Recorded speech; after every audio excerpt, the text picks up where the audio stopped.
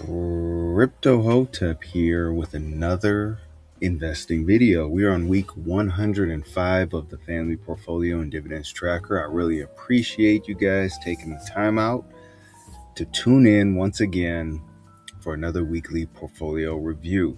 If this is your first time watching a video, feel free to go to the channel.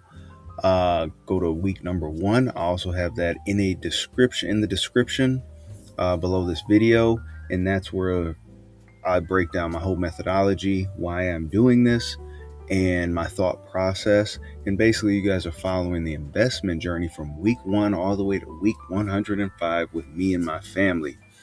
I gave my family a short list of stocks to choose from based on my research. They chose the stocks that they most resonated with, and then we use M1 Finance as our broker of choice. And then every week, we look over these portfolios. We discuss news events that are affecting the markets, how we're feeling about the markets, and how we're feeling about our positions and holdings that we have.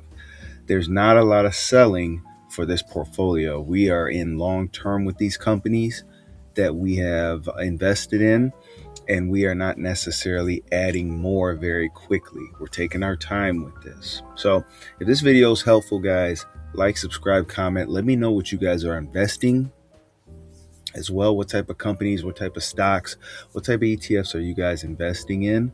But please comment, subscribe, and also share this video. It helps the channel as well. And a link for M1 Finance will be also in the description in case you don't have that and you would like to use the same broker that I use. But with that being said, guys, before we go to week 105, let's look at the week in review from any economic or market events that we may have had. And we did have a lot. And what I'll say is, so with this week in review, a couple things happened. The S&P 500 closed the week near over 7,126. So this is the first time S&P 500 has hit new all-time highs. Okay, so everything was boosted. Okay, Bitcoin, again, we're talking about stocks here, but Bitcoin traded in the range of 71 to 74, and then also is currently above 77,000 right now. So what actually happened? Well, it's the whole Iran-US situation that we've been talking about for, I want to say, 2 or 3 weeks now, and it seems that there potentially could be a somewhat of a ceasefire framework or talks that are going on right now. And it looks like they're in their finalized state right now. So Trump highlighted progress as a major win. And Iran reopened the Strait of Hormuz as well. So the markets love that. Why? Because as we've said before, the markets do not like uncertainty. They don't like doubt. They don't like anything that they're not comfortable with. And with Iran reopening the Strait of Hormuz, that provides some sort of familiarity with the markets. Like everything's somewhat back to normal. But again, with this whole Iran-US deal, you can't take anything for granted. So while it may seem good right now, you kind of got to keep your ears perked up as well. Okay. US PPI data, this was released April 14th. I don't really follow that too much. Crypto institutional regulatory tailwinds. So big thing is Morgan Stanley did launch their spot BTC ETF. As we all know, I think JP Morgan has turned a new leaf and has embraced crypto and Bitcoin, not only with this BTC ETF, but also just for the simple things that JP Morgan has said about Bitcoin. I want to say 4 or 5 years ago, it was Bitcoin's fake money. It's only used for criminal activity, so forth and so on, the regular stuff. But now, fast forward, now we have a JP Morgan Bitcoin ETF. You love to see it. And we call that capitulation. And then Fed policy backdrop. So Kevin Walsh chair nomination is confirmed for April 21st. That's huge. That's huge for interest rates. Okay. So again, a couple events to watch is that hearing on Kevin Walsh Q1 earnings. So Q1 earnings, this is going to be big for stocks and for tech. Okay. FOMC meeting, this is also this month. That's going to be huge. And then we talked about early May with CPI and PPI numbers that'll come out as well. But the biggest thing that drove the markets was the Iran, again, week in and week out, it's been the Iran-US situation. And that's what drove the markets to end pretty good this week. But again, before we go into it one more time, let's go to week 104 and see where we're at. So week 104 saw us with a balance. We got back up to $4,047.37. Money weighted rate of return still a negative though, year to date of a negative 1.42%, dividends earned of $12.22, and then market gain of a negative $68.41. So what did this week do? How did the U.S., Iran, Middle East conflicts affect the markets? Let's go to week 105 here. So week 105, yeah, and this isn't a contribution or a deposit week either. Our balance is significantly above 4,000 again, $4,193.32. Money weighted rate of return year to date of 2.29%, guys. Market gain of a positive $77.54, and then dividends earned of $13.16. And again, this is a great thing to point out here, guys, because we've been day in and day out. And this is one of the main reasons why I'm recording these videos. It's one of the big things is for my family to see this as well, is because investing sometimes seems like you're just throwing money into just an endless pit, especially when the markets are down, and the markets have been down considerably. It's been very volatile, but we kept buying and kept holding strong to those companies that we believed in, right? The companies that we researched and we believed in their mission and the leadership, we still put money into those companies, and we knew or know that some sort of reversal is still going to happen, because it always does. Okay. I think one of the big things is, and I'll get off my soapbox once I finish this sentence, the biggest thing is the markets will always go up and to the right. And I'll always feel good at putting my money in the markets, because eventually, even if it's down, eventually it'll go just right back up again. And how I view it is, if it doesn't go back up, then something is drastically wrong in the world. And being in the markets is my least item of concern if that happens. So that's my viewpoint on it. But here, if you look at this chart here of our portfolio, you can see right here, right, end of February, we peaked, and then we came into this trough, right? This valley of just despair, if you will, below 4,000, day in and day out here. And then we finally peaked back up. It's just amazing just to see this in real time. So let's go to the activity. So what actually happened between this week and last week? Not a whole lot. We just had a little dividend activity with Realty. That's a part of my portfolio. So we got 73 cents for Realty. Again, not a lot of money. If this is your first time watching these videos, don't scoff at the 73 cents. We've come a long way with Realty. But again, with dividend investing, it's a marathon, not a sprint. So you have to remember that these payments may seem small, but they accrue over time. And if you can keep accruing these payments and keep building your positions up, you're going to see compound interest plus dividend income work wonders. Okay. So not a lot of activity on the portfolio. Again, we didn't contribute any money or deposit any money, because that's for next week.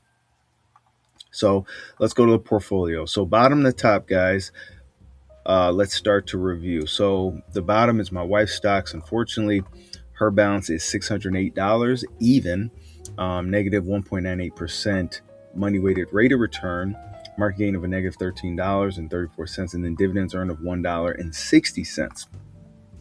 So what do we have here? So as of right now, Google has recovered pretty nicely. We're up over 8% on Google. Pepsi is one of her strongest positions, and it's always been in the green since the year started. Okay, we're up over 10%, almost 11% on Pepsi. Microsoft, we're still trying to find our footing, but I believe in the weeks to come here, watch out for Microsoft. Remember I said this. Watch out for Microsoft because I think they're due for a reversal here. Tesla down over 10%, and then Celsius Holdings right now can't catch a break at down over 22%. Okay. Let's go to our youngest. Our youngest has a balance of $608.45, money weighted rate of return of 1.71% positive, market gain of $8.71, and dividends earned of $1.06. So let's see what's going on here. So Starbucks were up almost 20% year to date. Fantastic. Costco up over 16% on Costco, but again, followed by Tesla, very similar to our middle, down over 10%. Sony down over 13%. But look at this here. Apple up a little bit, a little less than a percentage point. That's fine. But if you remember, and if you've been watching these videos, Apple has been down significantly in the red because tech stocks have been bleeding out. One encouraging piece is when you see Apple start turning green here, look out for all your other tech stocks, okay? Let's go to our middle. Our middle is still in third. Very nice to see here. A balance of $631.59. Money weighted rate of return year to date of 11.89%. That's not a typo either. That's 11.89% year to date. Probably the biggest year to date gain percentage out of anybody in the family. Market gain of $62.39, and then dividends earned of $1.79. So what is going on with our middles portfolio? Well, it's the year of Target. And I mentioned this back in December, back in November, and at the beginning of the year. And as you can see, Target, our middle is up over 32%. When you're up over 32% in any position in your portfolio, if it's diversified, that helps your portfolio have an anchor. Right now, Target is its anchor, where a lot of things, you could have several positions go haywire or go in the red, and you'll still be in the green for your portfolio because of how much you're up on this one position. So Target doing very well. They've gotten away from some of the woke things that they had and some of the other items that maybe wasn't their core business. And they focused more on getting back to that core Target operational processes. And as you can see, up over 32%. It's not a coincidence. Amazon up over 10%. Again, guys, we talked on Amazon. Amazon was down, but it wasn't significantly down, right? So, this is just a little kind of a pop back up here for Amazon. Costco following suit, up over 16%. Google recovered nicely, up over 10.5%. Here we go. And then Tesla down over 9%, but watch out for Tesla. There's going to be a recovery here, especially with Q1 earnings coming into play. Fireworks are going to start happening. I think our middles portfolio is going to increase even further. And that's crazy because right now it's year to date over 11.5%. Starbucks up almost 20%. So you have Starbucks and Target that are the heavy hitters right here for this portfolio. And then Sony is down negative 13%. All in all, this is a fantastic portfolio for our middle. I'm very glad to see that because our middles portfolio last year was a little bit dragging. So it's good to see that, it's getting back right here. Okay, let's go to our oldest. Our oldest has a balance of $1,167.73. Money weighted rate of return of 2.10%, market gain of $21.12, dividends earned of $2.33. So I think I did mention this last week as well with our oldest, is even though there's only 4 positions in that portfolio, I could see that some of these were turning here and they were turning to be green. This big thing, or one of the bigger holdings here, Apple, very similar to our youngest, it is now green. Right? So we're now in the green on Apple year to date. Is it a big percentage that we're up? No, it's not. And it could turn red, but it is encouraging to see that some buyers are stepping in for Apple. Costco up over 16%. McDonald's still holding it down, up almost 2.5%. And then, of course, Tesla down over 10%.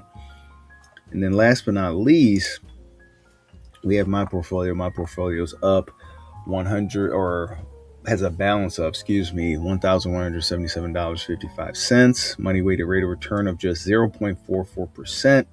Dividends earned of $6.38. And then I have a little bit of a negative gain, negative 1.3 or $1.34. So I think the biggest item that I'll be looking at is my tech sector here. We have Google, Microsoft here.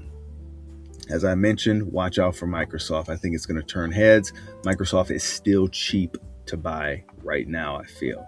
Not financial advice, but just saying. Let's go to finance. Our finance has Visa and Moody's.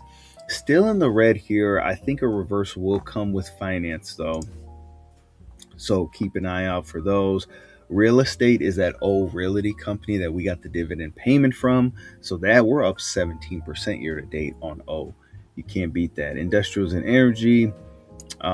We have waste management, and then we have Cintas, two of the heavy hitters here. All good things there. And we have consumer staples and shopping. So consumer staples and shopping, we have Costco and Lowe's, both turned in the green right now. Okay. And then last but not least, we have pharmaceutical with AbbVie, and then restaurants and food are Coca-Cola and Domino's Pizza. So again, guys, we talk about some of these stocks that we're holding. And I think the biggest thing when you're holding these stocks and investing in these stocks, again, I'm going to keep preaching it until I'm blue in the face, is you have to know what you're investing into, because it makes these dips and these times where we're down in the markets so much bearable. Because what you want to do is you want to keep buying these great companies when they're on discount, when they're on sale. And then that way you can reap the fruits when we get a market reversal and prices go back up. So that's what we're seeing here. With my portfolio, it's a little bit slow to move right now, but I believe that my portfolio will see it'll see some type of jump maybe next week or the week after. Okay. So for week 105, guys, we had a balance of over 4,000. Definitively $4,193.32. Money weighted rate of return of 2.29%. Market gain of $77.54. And dividends earned of $13.16. Are we back? Are we back? But guys, if this video is helpful at all, feel free to like, subscribe, comment. Let me know what you think. Let me know what you're investing in. Let me know if you like our portfolio. Maybe if you don't like our portfolio, give us some feedback. I want to hear some thoughts here. But as always, guys, thank you and happy investing.